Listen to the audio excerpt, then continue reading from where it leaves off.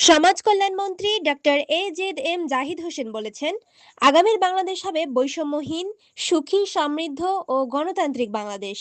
সুশাসন ও জনগণের অধিকার নিশ্চিতের মাধ্যমে দেশকে এগিয়ে নিতে সবাইকে ঐক্যবদ্ধভাবে কাজ করার আহ্বান জানান তিনি। মঙ্গলবার ২৬শে মে বিকেলে দিনাজপুরের নবাবগঞ্জ উপজেলা পরিষদ হলরুমে আয়োজিত এক অনুষ্ঠানে প্রধান অতিথির বক্তব্যে তিনি এসব কথা বলেন।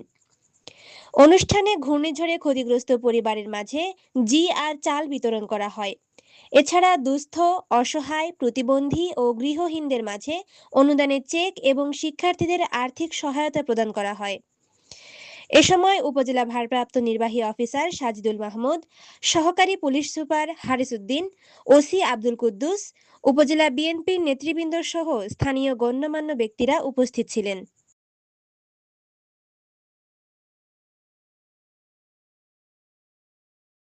আগামী বাংলাদেশ অর্থাৎ বৈষম্যহীন এবং একটি সুখী, সমৃদ্ধ, সুশাসনে গণতান্ত্রিক বাংলাদেশ গড়ে তোলার যে দৃঢ় প্রত্যয়, ওনার যে স্লোগান, আমরা সবাই করব কাজ, করব দেশ, তাহলেই হবে সবার আগে বাংলাদেশ।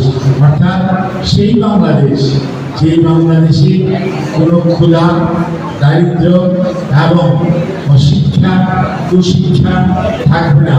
যে বাংলাদেশ হবে স্বাধীন, সার্বভৌম, বিশ্বের মানচিত্রে তার যে বৈশিষ্ট্য, অর্থাৎ একটি স্বাধীন জাতিসত্তা নিয়ে দাঁড়িয়ে থাকবে এবং যে তার সম্ভ্রম শুধু নয়, একটি জাতি তার পরিচয় হবে তার সত্যিকার অর্থে তার যে নৈতিক